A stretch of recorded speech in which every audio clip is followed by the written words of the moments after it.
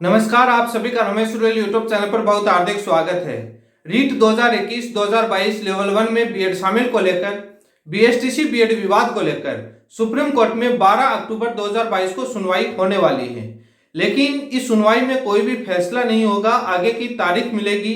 इसका सबसे बड़ा कारण क्या है, जो सुप्रीम कोर्ट में वकीलों के माध्यम से जो फिलहाल जो लेटेस्ट न्यूज मिली है वो विस्तार से इस वीडियो में बताऊंगा। इस वीडियो को पूरा जरूर देखिएगा। कुछ और भी अन्य बातें हैं जो तमाम तरह की विपक्ष की तरफ से जो बातें कही जा रही हैं उन सभी बातों का जवाब भी दूंगा और आगे की डेट कब मिलेगी, कब फैसला होगा, इस बात को लेकर विस्तार से चर्चा करूंगा। जो भी साथी मेरे इस चैनल पर पहली बार जुड़ा है, चैनल को सब्सक्राइब जरूर कर लीजिएगा। सुप्रीम कोर्ट में 12 अक्टूबर 2022 को सुनवाई होने वाले थी। पीछे 24 अगस्त को जब सुनवाई हुई थी उसमें फाइनल आर्गुमेंट के लिए डेट डिसाइड की गई थी, लेकिन अभी 12 अक्टूबर को कोई भी फाइनल फैसला नहीं होगा, आगे की डेट मिलेगी। क्योंकि भारत सरकार के additional solicitor general Shrimati Aishwarya Bhati ji के हस्बैंड की अभी हाल ही में डेथ हुई, जो बहुत ही बड़ा दुख है।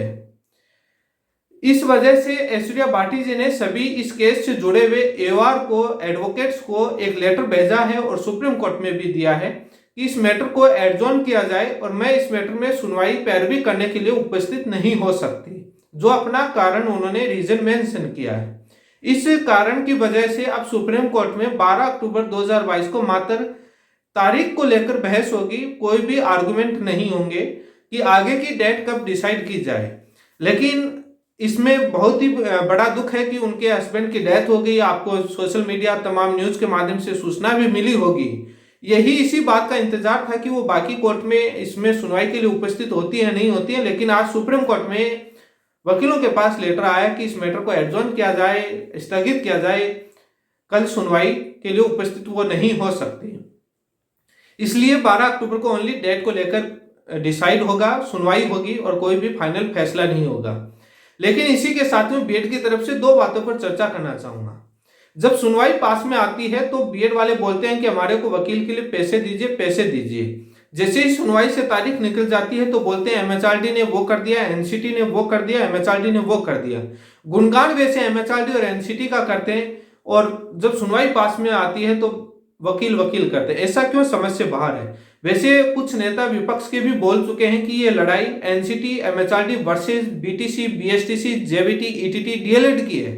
इसमें बीएड और कोई भी राज्य सरकार थर्ड पार्टी है, उनको भी मालूम है, लेकिन वो कर रहे हैं। अभी आपको मालूम होगा कि उन्होंने कहा कि एमएचआरडी ने इतनों को रेस्पोंडेंट बना दिया, आज नोटिस जारी हो जाएंगे, आज वेबसाइट पर अपडेट हो जाएगा, आज एमएचआरडी ने वो कर दिया, एनसीटी ने वो कर दिया। सभी को मालूम है वही केस लड़ रहे हैं और मुख्य लड़ाई उन्हीं के साथ है, बीएसटीसी वालों की।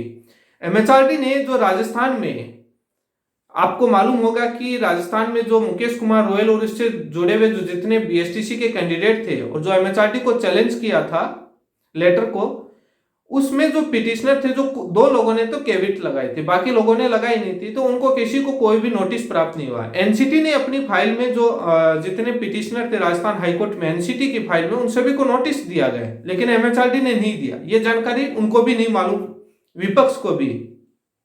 वैसे वो तुरंत जानकारी देते हैं कि एमएचआरडी ने वो कर दिया, उनको ये नहीं मालूम कि जो एमएचआरडी की फाइल में जो रेस्पोंडेंट थे उनको किसी को पार्टी बना करके नोटिस ही नहीं दिया गया है। लेकिन वो मैटर इश्यू नहीं करता है इसमें। दूसरा काम जो बीएड कर रहा है कि 4-5 राज्यों को वहां पर इंटरवेन करके इम्प्लीडेंट पार्टी बना करके और 4-5 राज्यों को पार्टी बना दिया है छात्रों को, बीएड के छात्रों को। इससे बीएसटीसी के केस पर क्या प्रभाव पड़ेगा, ये सबसे बड़ा अहम मुद्दा है। वैसे बीएसटीसी वालों को मालूम होगा कि हिमाचल और आपके यूपी और मध्य प्रदेश और कुछ और राज्य हैं जिनको वहां पर थर्ड पार्टी बनाया गया है, इंटरवेन और आपको इम्प्लीडेंट पार्टी बनाया गया है। इस बात को लेकर के भी मैं शॉर्ट में जानकारी दूंगा।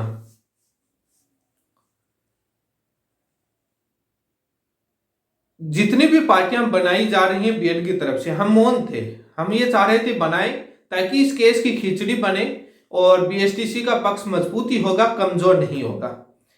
कैसे मजबूत होगा, यूपी को जो पार्टी बनाएगा वो तो और ज्यादा बेनिफिट होगा बीएड वालों को बनाया है। अब यूपी के बीएड वालों को हकीकत मालूम नहीं होगी और यदि उस गणित जांच शिक्षक भर्ती में से चयनित लोग यदि पार्टी बन गए हैं तो और भी बेनिफिट है बीएसटीसी के पक्ष को सुप्रीम कोर्ट में, और वो उनको खतरा होगा। लेकिन इस बात को लेकर मैं कोई चर्चा नहीं करना चाहूंगा, चाहे उसमें चयनित हो या नहीं हो बीएड के। किसी भी राज्य की यदि सुप्रीम कोर्ट में इंटरवेन करके पार्टी बनाते हैं तो बीएड का पक्ष से वो जाने, लेकिन बीएसटीसी का पक्ष कमजोर नहीं होगा। इस मैटर की खिचड़ी बनेगी और जो बीएसटीसी को ही फायदेमंद होगा, कोई भी किसी भी प्रकार का नुकसान नहीं होगा, कोई भी घबराने की जरूरत नहीं है। कैसे बीएसटीसी का पक्ष मजबूत होगा वो समय समय पर आने पर मैं आपको बता दूंगा, अभी उन चीजों पर बताने की कोई ज्यादा जरूरत नहीं है।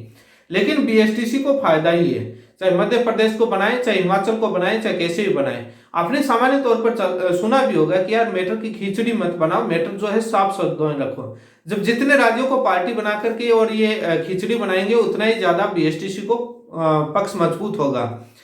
हाँ, इतना जरूर है कि बीएसटीसी को इसमें पैरवी करने के लिए एक ज्यादा समय चाहिए होगा, क्योंकि सभी के आईए का रिप्लाई देना और सभी का बहस करने का, जो मैटर एक सुनवाई में निपट सकता था वो मैटर की सुनवाई बहस के लिए 2 सुनवाई की जरूरत पड़ेगी।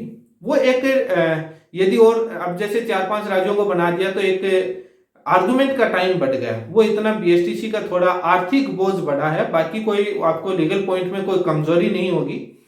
और गुमराह करने वाले लोग गुमराह करेंगे कि हम वहां जाए, असलियत मैं बताऊं, चाहे वो कहीं भी जाएं, जो वहां पर अलग अलग जगह ज्ञापन दे रहे हैं उनकी हकीकत बताऊं, वो गेट पर पकड़ा कर आते हैं। असलियत मैं बताऊं, एनसीटी कभी भी अपने ऑफिस के सामने धरना नहीं देने देती। धरना आप 10 मिनट बैठ के देखिए, तुरंत आपको अरेस्ट करवा देगी। बैठने भी नहीं देंगे वहां के सिक्योरिटी गार्ड है। वैसे मैं इन बातों को बोलना नहीं चाहता, उनका काम है, उनका प्लेटफॉर्म है, वो चीजें बोले। लेकिन कुछ लोगों के सवाल आए कि उन्होंने धरना दे दिया बीएसटीसी के, तो मैंने उनको कहा कि कोई भी धरना नहीं दिया है, वो वहां पर जो गेट पर कोई भी लेटर है वो जाकर के दे के आ सकता है, किसी भी मंत्री या कहीं पर भी।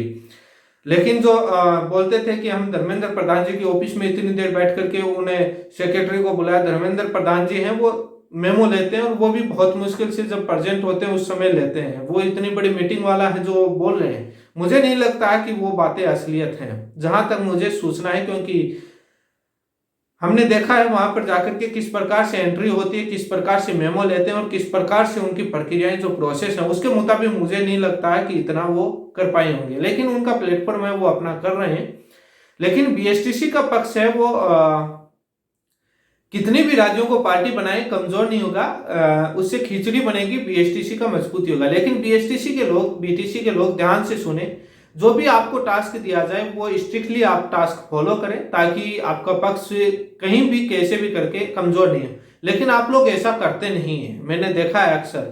जो भी आपको टास्क दिया जाए वो आपको इस चैनल के माध्यम से बताया जाएगा, वो आप इससे जुड़े रहिए। बाकी आप इस चैनल को सब्सक्राइब कर लीजिए, ताकि आपको लेटेस्ट जो कल सुप्रीम कोर्ट में आगे की डेट सुनवाई की क्या मिलती है, आपको लेटेस्ट जानकारी मिलती रहे। और विपक्ष अलग अलग तरीके से आपको गुमराह करता है, कोई कुछ बोलता है, कोई कुछ बोलता है, लेकिन उनके पास कोई आधार नहीं है। वो ऐसे ही बोलते हैं, पहले आर्गुमेंट को लेकर बोलते थे, अब कुछ बातों को लेकर बोलते हैं, तो कोई आधार नहीं, आप डरिए मत। धन्यवाद। ठहरो मत, ठहरो मत, अपने जुनून को उफान दो।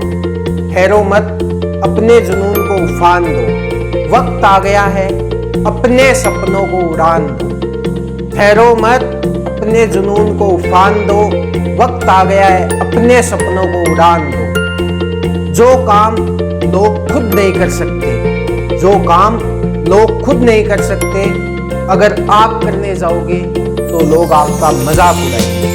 लेकिन आप डटे रहना, लेकिन आप डटे रहना अपने लक्ष्य पर, तो यही लोग आपकी कामयाबियों पर तालियां बजाएंगे।